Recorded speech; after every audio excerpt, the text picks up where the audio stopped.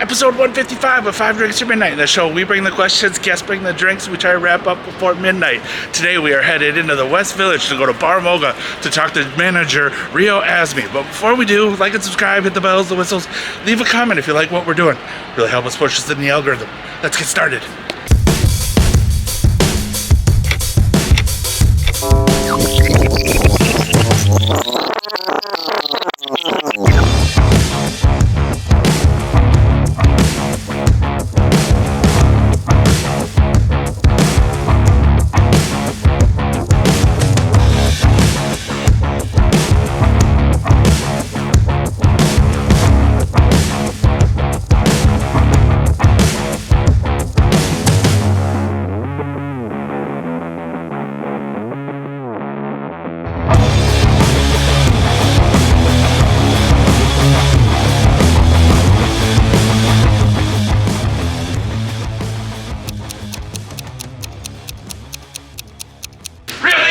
Joining 5 drinks at midnight, 5 drinks, 5 questions, midnight, whatever comes first. Thank you so much for having us at Bar Moga. How are you doing? I'm very well. Thank you so much, Tim, for coming and stopping by. I appreciate it. Thank you. Bar Moga. Thank you. This is amazing. I guess first question, what are we drinking first? We are drinking one of our cocktails from our menu. It's called Prelude, so it's the beginning. At the beginning, excellent. It's a highball style cocktail. We use a Woodford Reserve bourbon. A little bit of Coca Americano, lavender bitters, creme de noix, a little bit of sweetness. Yeah, very light, very refreshing, and I think it's perfect for starting an evening, starting an afternoon, or morning. Morning. Yeah. Awesome. Cheers. Cheers to Prelude. Yeah. Oh yeah. Fucking, it's delicious. A little bit of lavender aftertaste, that aroma, just a little bit, And we intentionally don't give straws because we want to highlight our ice that we carry from Kuramoto Ice Company from Japan, Ishikawa Prefecture. Naoto-san, big shout out.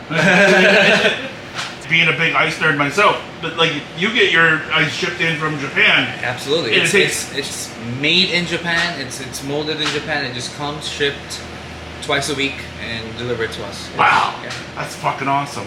This is actually a custom mold that they make for us. Sorry, Naoto-san, I'm putting it out there. People get your requests. Not my problem. Advertising you. Exactly. Rising tide raises all ships. It's a perfect mold made for the glasses that we use for our highball. So we use this for gin and tonics, vodka soda, highball style cocktails, or a traditional Japanese highball. Wow. That's fucking awesome. Clear ice, and we don't give any straws because the cubicle, right? Yeah. So we use little lavender twigs. So if you want to stir it, there you go. There you go. Okay. Fuck yeah, awesome. Simplicity and yet functional. So that's awesome. Sustainability. There you go. Alright, so question 1 is an origin story. With 15 years of experience in the industry, how'd you get started in the hospitality industry? Fun fact, I was never supposed to be in the hospitality industry. So while I was going to school, I went to school and started in Albany, studying accounting. Alright. Undergrad in accounting, then moved to Baruch, did a double major in economics and accounting. Okay. And master's in finance. I was en route to become a CPA. Alright. 20 years old, high ambition, and then while I was doing that, I was very, as I said, ambitious and kind of doing things on my own. I'm the only child, so I was let and allowed to do a lot of things that, when you have siblings, you're not allowed to. You have to share, you have to do this. So, I had the free reign to do things and try to explore myself. So while I was doing all those stuff, I used to go to bars, party, and then, I really loved the culture of meeting people, hearing their stories, promises made at the bar, right? Big old coat. So I used to love that culture. And then I'm like, I met this person who was a bar owner, and then I started over there as a busser. While I was going to school, right? And then started moving up, and then moved back to New York City, and then started in this place called Ippudo. Which is a Japanese ramen shop, probably the biggest ramen chain in the world. Back when I quit in 2016, they had 72 locations, now probably over 100 in the world. So yeah, I started working in Ippudo, and then I was big anime and ramen fanatic. Okay. I love ramen, right? Yeah. started with cup noodles, then turned into ramen. So yeah. So long story short, so was working at Ippudo, and then was going out for drinks. You need money, right? So you need a job. So that was like my job after school. And then when I finished my master's, and I already became a manager at a Japanese place and a floor captain, and I was like, I see my peers at that time going and doing like internship, which I also went for. And then that's when I decided, I'm like, I don't see myself doing this for the rest of my life. Working in the top four. I was interning at PwC, PricewaterhouseCoopers. And I'm like, I had an epiphany. I'm like, do I want to do this, or do I always wanted to be an entrepreneur. Right, yeah. Never wanted to work for someone, right? And I'm like, let me give myself a year and then see how my peers do. And during that, I'm like, I had this feeling, I'm like, okay, maybe I should, instead of doing CPA, use my degree of accounting. So I asked, can I look at the books, how do you guys run this business, from back end? And then they gave me the inside information and how to run a restaurant, how to hire, and everything. And then that's how it started. And awesome. Then in 2017, I opened my own ramen shop. Called Shaker Ramen. Yeah, it's in Chinatown, 93 Bari. Nice. Yeah, that's where I met my partner, my partner Waki. And then it's part of a hotel, Wyndham Garden Chinatown. And then after that, the beer garden came along. Then they wanted us to do the whole F&B for the building, and then we have a little rooftop on 18th and 19th floor. So, and now I work here at Moga and manage it. Yeah. Okay. Again, a lot. I know it's a lot to take. I apologize. It's a lot to take. That's fucking awesome. But again, I can't even And for a non-Japanese too. Yeah. And from where in Ippudo, it's like everybody you look left and right is either Japanese or Asian or position of power.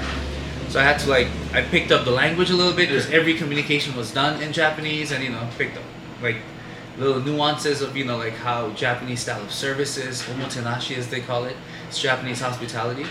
It's like doing something for the customer before they even think about it. Okay. It's like we are talking, right? My glass is half full or half empty, however you want to look at it. Needs to be filled, right? So we're not thinking about it. But as a server or as your bartender or hospitality industry, Japanese omotenashi is what you need before you even know that you need it. We provide it for you. That's fucking awesome. Yeah. Owning 3 spots and then managing this spot. How do you even fucking have time? I can't even fathom owning 1 bar, and then just owning 3 and then being able to manage another one. Because you said you're here basically. Most of my time is here now. Yeah. Because my main focus is this. Yeah. And moving forward to next stuff, which we'll talk about. Yeah. I started in 2017. Okay. I used to live in Queens. I've been a Queens kid all my life. Very and then nice. I moved to Chinatown. So I lived literally 5 buildings down intentionally, paid extravagant rent to cut the commute and just be there if my business needed me for 2 years. So that's the type of commitment. You just have to be in it, all in. Nice. You can't be half-hearted and just be oh, it might work out. I'm just gonna. No, you got to give more than your best. Your best sometimes is not good enough.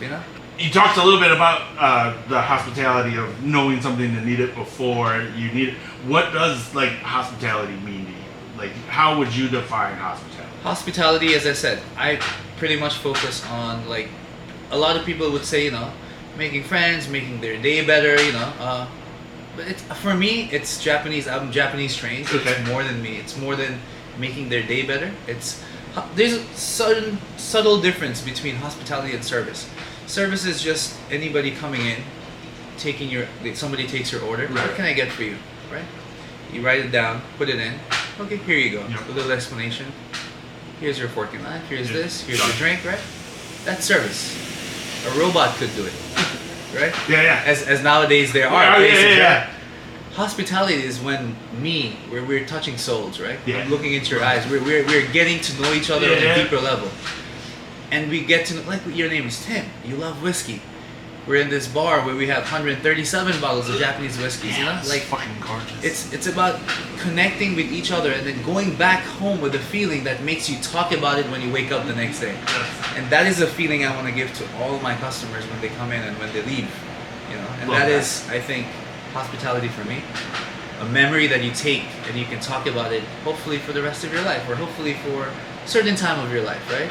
That you can share and hopefully come back. Yeah. Fucking love that. Yeah. Well, there we go. That's question 1. Super easy. Cheers. Cheers.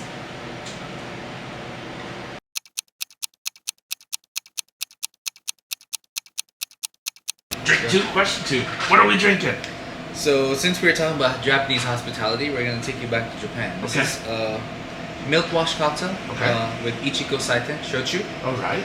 We infuse it with gyokuro tea, Japanese tea, and then we use 2 different types of miso, yuzu, honey, and genepi, and a little bit of creme de noix to add that sweetness. And and we use, talking about ice, now to sun again. Yeah. We Waterfall get like diamond.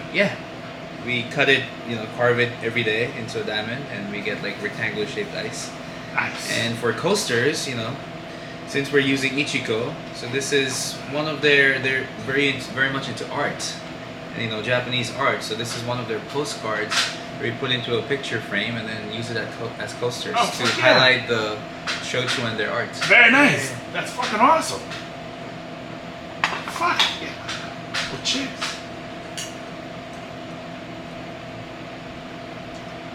This one is also called Fly Me to the Moon. Oh, that's fucking awesome. Yeah, that is. I tell people, like, I can lie to you, but this can't lie to you, and that is fucking delicious. Oh. It's a killer because you drink it and then people like keep drinking. It's a milk wash cocktail, right? Yeah. But it's very high ABV. Yeah. Doesn't drink it at all. Like that is crushable. You chug like 5-6 of it and like minutes, and then after an hour, like what the hell just hit me? Fuck! Wow, that's amazing. We get our glasses from Japan too. Sometimes it's a pain in the sweet spot. Yeah. We have to wait months to get them. Yeah. Lighter with a little bit of heavy base. Yeah. It doesn't feel heavy. Yeah. Love that. So question 2. Yes. You guys are known for blending tradition with innovation. How do you do that here to still stay relevant in like the New York culture? Great question. When we first opened this spot in 2017, this is our 8th year running. Okay. As a cocktail bar, we actually started off as a restaurant bar, and then after the pandemic, we started focusing more on cocktails, and with great friends near us, Angel Share, Mace, Sip and Guzzle now. Mm-hmm. So started focusing more on cocktails. So innovation was difficult for us because we don't want to go away from the theme of the bar. We're a 1920s themed Japanese Yoshoku style, which is like after the First World War era, pretty historic. If you look, so Moga means modern girl. Okay. So it's empowerment of the girl, or girls back then. Like if you look at the pictures all over, it's highlighting their imperfections perfectly and owning up to it, and saying that we are enough, right? Okay. So coming back to the question, so innovation was a little bit difficult for us because we want to stay true to like the theme that we created. Yep. But it's like technology, right? Bar culture, hospitality culture. You have to keep moving. Yeah. So innovation, we try to focus a lot more on Japanese technique. Like our training process for our bar program for bartenders is very, very difficult. We need to do proper tests. We need to stir properly. We need to send videos to our head bartenders and me and the owners included. Kind of like you're practicing. You have to show us the motivation. Here's the thing. We can teach skills. We cannot teach personality. Sure. You kind of have to pick the right person. So we focus on Japanese technique, Japanese hard shake, single drop, double drop, 3 drop, doesn't matter. It has to be a Japanese proper shakes, Japanese stirring techniques. We use Japanese glassware everywhere. So innovating while keeping the tradition and aesthetics old school, but using new age ingredients. Like milk wash. Yep. Milk wash. It's a very new technique, but all the ingredients are very Japanese, and we try to think outside of the box, just like the coaster, how to highlight the shochu, how to highlight the company that we're using, and make it traditional and authentic without being out there. We don't want to make a drink just for Instagram purposes. Sure. Yeah. We use very minimal garnishes, but we only use garnish, which is fresh yuzu in this, because it needs it. When you're drinking it, and this is all the way from Japan too, it's not stuff that we buy frozen from here.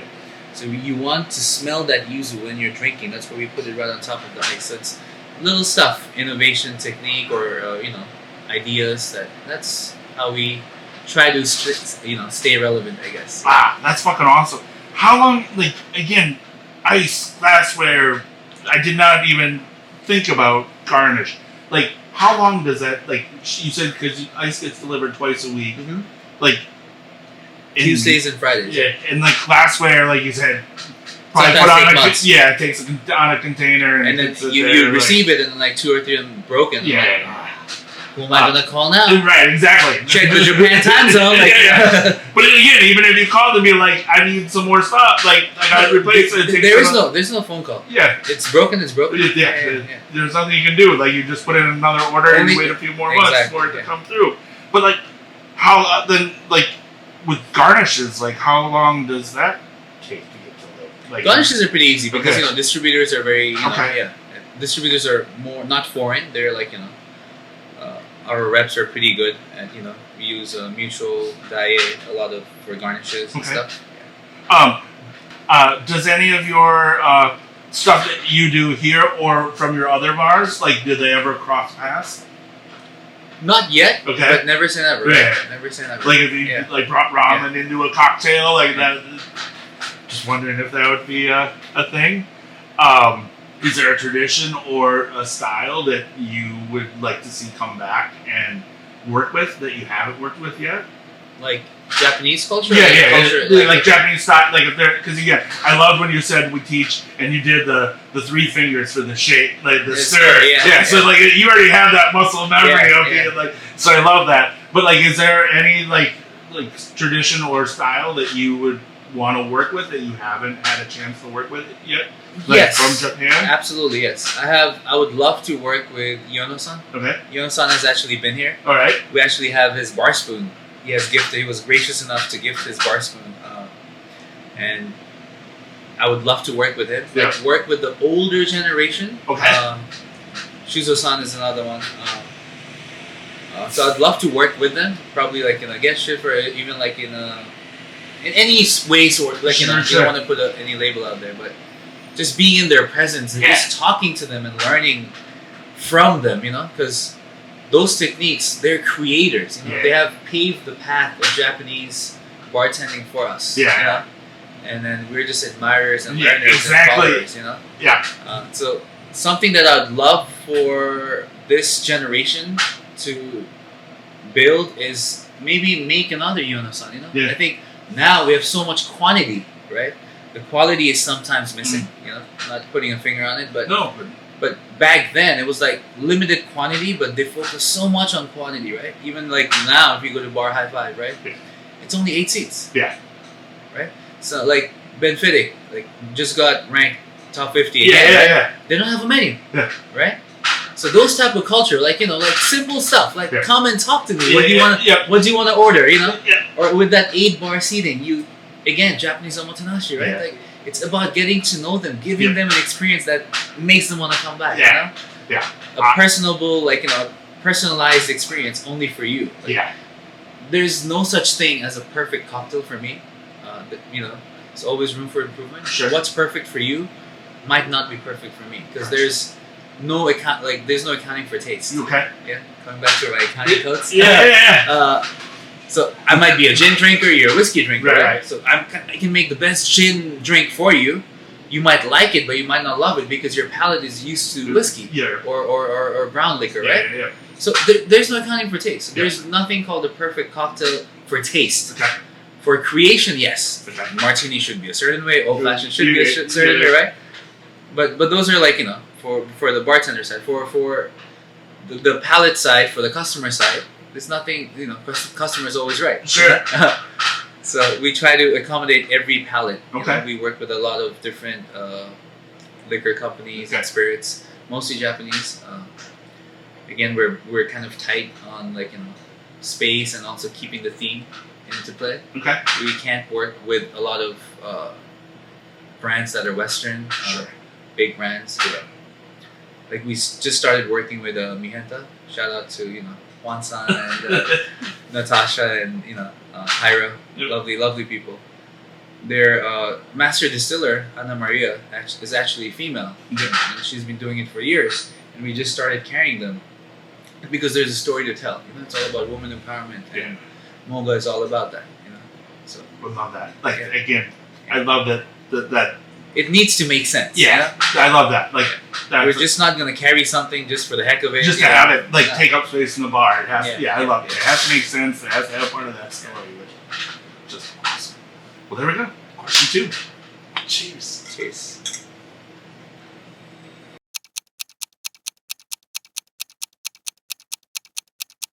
Question 3. Drink 3. What are we drinking?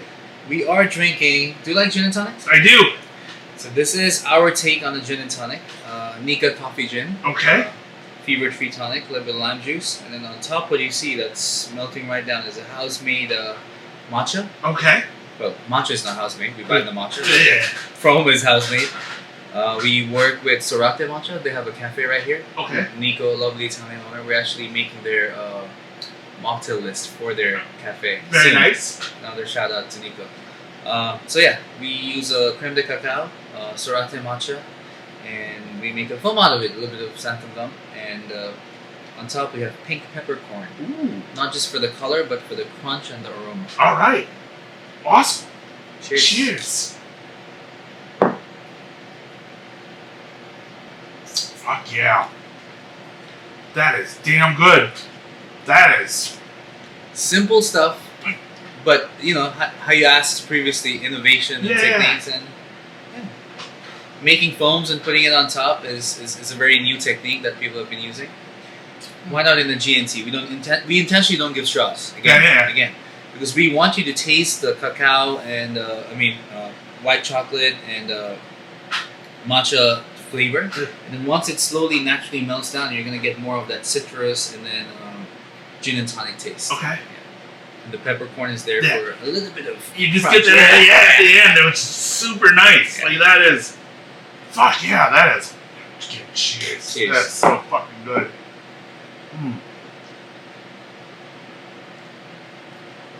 Yeah. I love that.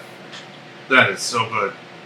Quote of the day: bringing back the simple. Yeah, that's and it was just beautiful the way that the matcha just kind of like dripped down into the drink. Like a 3D effect, right? Yeah. It was gorgeous though. Like it was so memorizing just to watch the lava lamp-esque kind of thing. Oh, fucking loved it. So question 3. We call this our talking shit segment because we've had 3 drinks and we're a little bit more kind of open. What are the biggest challenges and rewards of managing a bar like Bar Moga? Good question.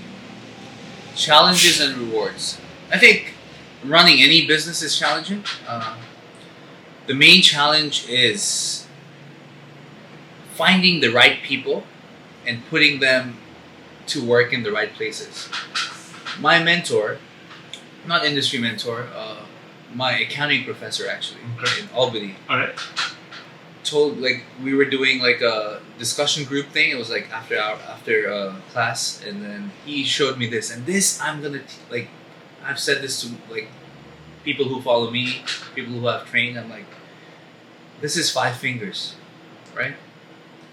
Every finger is a different length. Think of this as your trump card, your ace in the team, right? This is your captain, manager, whatever, the most skilled person. That skilled person will need a right-hand man, this or this. Right. That right-hand man will need a left hand, right? So your top 3. Yep. And then your hardest worker who doesn't have the skills, is probably the stupidest person in the group, right? But works hard. Yep. Probably new to the industry or young, works hard, has potential, right? And this is like an in-between who this becomes this in the future and they have to find another this. Yeah.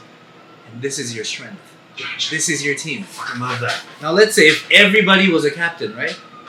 Yeah. You cannot make that fist. Yep. You need everybody of different skill level in your group. And the challenge is to finding those right people.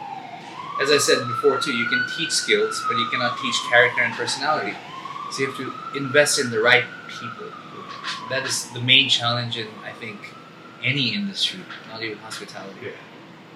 Be like having trustworthy people. like in my other places, Shinka and Barry Beer Garden and the Rooftop, we don't have managers. I don't have a manager. You ask me, well, how do I run it? I don't run it. They run it for me. I don't believe in managers. Why should I pay somebody 70K, 100K for watching over people? What if I just invest in the right people who don't need to be watched? Right, yeah. I can watch them in the camera. Yeah. Right? If you need it. Anywhere. Yeah. From anywhere. Yeah. If I need to. Yeah. But yeah, if you have, like you said, this, why do you need someone to, like, watch over? And that's where, like, I teach, like, my managers, like, you know, like, or, like, captains, right? And like, this place, my ramen place doesn't have a manager, but this place needs managers and, you know, captains and, you know, head bartenders and different positions. But if I expect this much from this person, there's a void, right? Yeah. You have to understand this person can only give you this. This is their 100%, right? Yeah. You have to know your people, and as long as they're giving their 100%, you should be happy and put them in the right place. Because to run a bar, you need that hardest working prep person. You need a showman like bartender, right? Yeah. And you need like a blend of both as a server, right? Okay. Who's gonna give you hospitality, humility, not much of a showman, but has that knowledge of selling technique, right? And those are, you have to bring the right people and fit them in the right places. Yeah. If I put this in, I cannot make that fit. My thumb is in the wrong place. Yeah. It's gonna be a weird fit. Yeah. So I think that is the main challenge. Okay. And you said the perks? Or best reward? Like, the reward is when this comes together and you get to make that fist, that's your knockout punch. Yeah. And then, you know, the reward is after you achieve things past the hurdle, right? Okay. The reward is when you see happy people, happy customers leaving because you have happy employees. Yep. Yeah. I love that. Easier said than done. Right? No, like again, because again, too, you talked about in like even in question 1, you talked about, you know, you guys test and train, and to work here, you have to show that you have more than just the skills. You have a personality. What piece of advice would you give somebody that's one wanting to get into the industry, or someone that wanted to come here and work? Like, what piece of advice would you have for them? So I see a big change in trend in labor as an entrepreneur after the pandemic. Mm-hmm. Before the pandemic, there were like people who were like, let's say, Broadway actors or singers or artists or whatever, carpet, what doesn't matter, right? But they used to be part of the industry, right? Because they have to make their living, pay rent, and they're some of the best workers.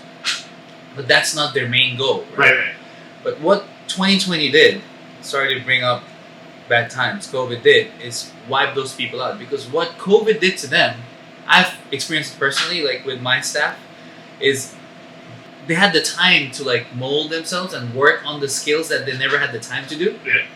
Right? And also like they didn't have to worry about, you know, because unemployment. Yeah. $600 boost or whatever, right? So they actually didn't have to worry about that. So they focus on their art and craft. And then when everything opened back up, they're like, you know what? I should be doing this. Right? Yeah. So a lot of people moved away from the industry because that was not their main goal. Right. Now when I post like a job ad or, you know, it's like hotel receptionist, works at Amazon, food worker, and, you know, wants to become a bartender. Right? This is a big void. Yeah. It's a lot of aspirations. I mean, there's nothing wrong in it. Right? So, but it's a big job. Yeah. So the advice is to know where you are in your career and what you want to do. Set goals for yourself. So once you set goals for yourself, like let's say if I'm an actor and I'm an aspiring actor, I know that this is a passing time in the industry, and I'm going to give my 100%. And there will be people who are like, we call it like in industry terms, it's called they give their life in the industry. So you'd be like 50, 60 and you retire from this industry, right? So you have those hardworking people that just focus on being the best busser, server, bartender, right? And that is their thing. You have to personally know first what and where you are in life and what you want to achieve in the next 3, 4, 5 years. Once you have that aim and set in your mind, I think it's going to be easier for you. Because I see a lot, especially for bars like this and Angel Share and Martinis, where like techniques are very important. Those bypassers will not make it. They're going to get wiped out. You're going to need more than just passion. You need to have a drive and giving more than 100% and proving yourself to your senpais, like your mentors. You know, your head bartender is, you know, you have to start from the bottom and Work with it. work your way up. Awesome. Being a person that started out being a CPA and now being a full-on bar entrepreneur, what is one? I never did CPA, by the way. Oh, I was going to. Well, no, but like that's what you were. I wanted to. Yes, I mean, you have a master's degree in in finance. Yeah. So I will know if my accounting's cheating me. yeah. You can do your taxes. Yes, Like, yes. What is one piece of advice that you wish you got earlier? It's a great question. I would tell my younger self, I would advise myself, or I would hope somebody would have told me this. Bad times are going to be over, and it's just a passing time. Okay. If you persevere and you pass that time, there is sunlight. I think a lot of people give up when times get hard and run away. If you really believe in yourself, you are going to persevere and you're going to pass that time. And the most important thing with your previous question is also like believing in yourself and knowing where you are in your life. I think if you don't believe in yourself, why should someone else believe in you? Yep. Right? I say that to my wife a lot. I'm like, if you don't love yourself, why should I love you? Yeah. You know? You gotta love yourself first. Yeah. I gotta love myself first. And we come together. That's why you call it the better half. Yep. You know, we're covering up each other's imperfections and, you know, kind of molding each other into that perfect bond, right? We got that. Awesome. Well, there we go. Question 3. We didn't talk that much shit, and It's all love. It's all love. It's all love. We got some good advice.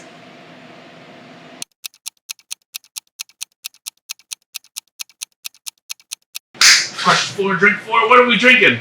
We are drinking the New York Henge. Oh, This is an homage to New York. New York Sour, one of my favorite classics to drink. Yeah. Since, you know, we don't do things normal here, this is a clarified version Okay. of New York Sour. fucking gorgeous. Yeah. Fuck. Makers, we use a apple honey cordial, lemon, and on top it's a blend of Merlot and Cabernet. Ooh. Very nice. Cheers. Fuck yeah. That is. I know you're a whiskey guy. No, that is. Again, that is another fucking great crushable cocktail. That is. Absolutely amazing. Thank you very much. Oh, wow. That is. That honey. Like that. Apple honey cordial, not Yeah. just honey, yeah. Yeah. Fuck. That's. Yeah. Apples from upstate New York. And then the way the ice just. Again, It's so caramel beautiful. ice. It's so beautiful. Like just the way that the cube fits nicely in the glass. Like it's perfect in the glass, and it just the way that the red wine and just. I'm telling you. Yeah. It's just, If you guys don't know, now you know. yeah. Now you know. Like Caramel ice. it's fucking Yeah. amazing. Like that is. Oh. Like we always, you know, simple, not a lot of garnish. Yeah. But we want the cocktail to be the star of the show, you know. Alright. And then we're also a cocktail bar, but we're also a very good restaurant. We Yeah. have great food. This is, I mean, our kitchen's closed. I'd love to cook you a meal, Yeah. but this is something called the Radagon chips. Okay. Yeah, it's lotus root chips with house-made spice salt. The reason I got this, it pairs really well with the whiskey sour, a little bit of sweetness. So Very just nice. go for it. Yeah. Also works well as like a great bar snack. Oh yeah. After the kitchen closes, we keep serving like Yeah. a little portion. Very nice. Oh yeah. Perfect match, right? That spice. Is that house-made Yeah, spice yeah. down and the sweetness Yeah. just Fuck just yeah. adds in. Oh. Alright. So question 4. It's our psychological question. So, if the bar was packed with everybody that you have met in your life, who are you looking for? Oh wow! Holy shit! It includes friends and family. Friends, family, past, present, like it's everybody that you met throughout your whole entire life. Can I be completely honest? Yeah, please. I hope. Say sorry to the wife. Yeah. I'm gonna be looking for one of my exes. I'm not gonna name her. Alright. And there's a reason I'm gonna look for her. It's because she was like a double-edged sword. She was like one of those like pokey ones, but she pushed you for the right reasons. Okay. Right? And that time I was young, not lazy, but kind of like comfortable, like not pushing myself. And I was happy with what I had. And she always just like, you need to do more. You need to do more. I want to see her and tell her like, look, I did it. Rubbing her face. Like, not my parents, like, they're my mentors, my parents. I obviously want to see all of them. But Right. they had that belief.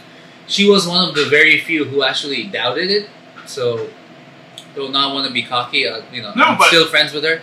It's, I'd love to see her and, like, not in trying to get back or anything. But, like, look, whatever you thought I could be, I have become and more. And, and the sky's the limit, But I think you nailed it in like question 2. Love yourself and everything else will work. And that's the thing. Like I love like. I'm sorry, it was a bit awkward. But it's fucking awesome. Yeah.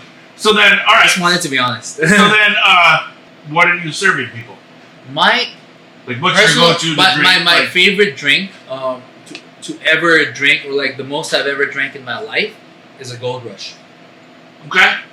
Simplicity to its core. Yep. If it's made right, it's one of the most delicious cocktails ever. And very few people know it's the base of the newer classic, or the newest classic, penicillin. Yep. Right? Yep. Attaboy made a whole business out of it, right? Yeah. Creating the penicillin. Yep.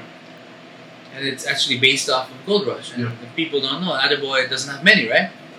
So when you're like talking to somebody and somebody tells you like, I want a Gold Rush riff off, or like like a twist on it, and you add ginger and you top it off with LaCroix peated scotch, and it's a whole new cocktail. And now it's a new age classic. Yeah. I would say Gold Rush, Brown Derbies. All right. Yeah. Nice. Looking at the whiskey. No. We're whiskey people. I like that. Yeah. So then, would you make it with Japanese, or would you keep it traditional, or New York? I mean, Kentucky bourbon.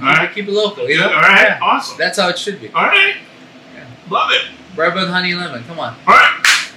Best thing in the world. Maybe honey from Vermont, Bar Hill Gin. There you go. Shout out. If there was one thing that you want people to know about this place, what would it be? Don't come here for just the food or drinks. Come here for the experience, and I promise you, you are going to go back with a memory. Awesome. Yeah. Well, there we go. If you haven't been to Japan, like I will also tell people, if you haven't been to Japan, didn't have the time, don't have the money to visit Japan, come here. We'll show you Japan. Yeah. Where? Right here on West Houston. There we go. Right now. Cheers. Cheers.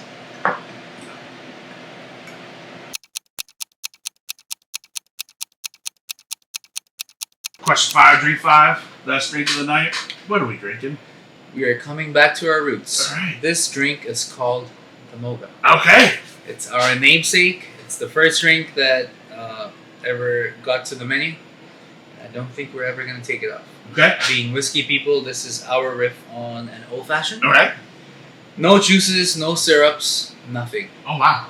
It's very few people know that old fashioned back in 1920s used to be made with rum, because it used to come from the islands, and that was the most accessible spirit at that time, right? And then late 50s and 60s happened, and then Kentucky bourbon boom happened, right? And then that was the most accessible spirit, and it changed to like American whiskey, or other, because of shipping and stuff like that, right? So other peated scotch or whatever, right? So it turned to whiskey from rum. Okay.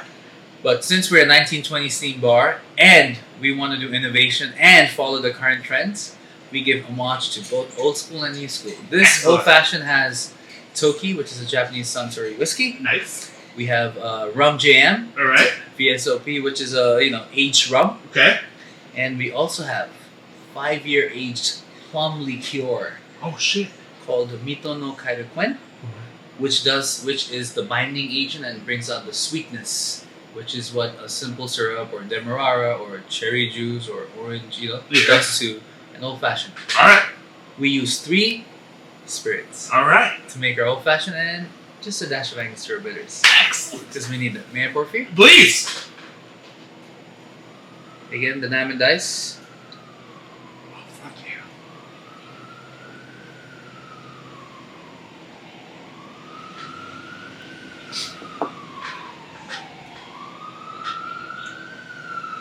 And the reason we chose diamond ice, so we chose this because because of the shape, right? When something is dissolving and like the temperature is going up, the moisture goes up, right? Yeah. So that's why you have higher top, which protects it and keeps it cool. It kind of brings it back. And then we chisel the shape into the shape of a diamond because a perfect cube or square might have imperfections, and the corners are the one that melts fastest, Okay. right? So that's why you chisel it down into a shape of diamond. Hence the diamond ice. Excellent. Undiluted or less diluted old fashioned. Cheers.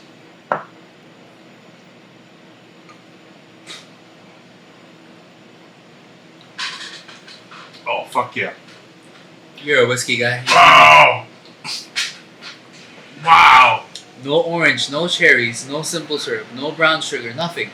Just three spirits binding, loving each other in that cocktail, you know? That plum liqueur just brings in all the... Oh, fuck yeah! Wow! Yep. Wow! Very high ABV, but the way it's infused and the way it's brought together and stirred and chilled, it just feels like you're drinking something low ABV. Oh, and I gotta say, the whole fucking presentation. I mean, from the bottle to that to the... Well, at the bar, we Yeah. cut the ice and we make it Yeah. better, but you know, for the volume purposes, for the table, and we have the outdoor section too. So you don't want to be doing that, so Yeah. we flask it. And No, then it's like fucking awesome. That is... Oh, that's the shit right there. Oh, it's so fucking good. Thank you. Oh. Yeah. Alright, question 5 comes down to flip the Whiskey Wednesday coin. You can flip it, you can spin it, you can do whatever you want. The coin will give us the answer, but please Okay. feel free to answer if you feel so inclined. But, question 5. Do you think a cocktail can change a person's perspective on life? I know the answer. Yeah. Let's See what the coin says? let's flip it, right? Fuck yeah! That was my answer. There you go! It's not rigged, right? No, I agree. I fully agree. I It's think meant to be. It's meant to be. There we go. Tell you. Well, there we go. That's 5 drinks down, 5 questions answered. Thank you, sir. I really appreciate our time today. This is amazing. Anything you want to say before we sign Before off? we wrap up, I have one question for you. Sure. You've had all the cocktails. You're Yeah. a whiskey guy. Yeah. Tried our riff off an old fashioned, the Moga as we call it. Has it changed your perspective that old school and new school can stay together and be, you know, maybe not a difference maker, but relevant in this today's culture? Absolutely. I again, every drink today has been fucking amazing. Like this is, and they just kept getting better and better. So yes, like you have made me a big fan. So I cannot wait to come back. I will see you on Monday. Appreciate it. We will be. Thank you so much. We will be here. Secret menu coming soon. Yeah. Well, cheers to you. Cheers. Thank you so much, and I can't wait to drink with you Thank again you. soon. Thank So, you. Thank you for cheers. stopping by.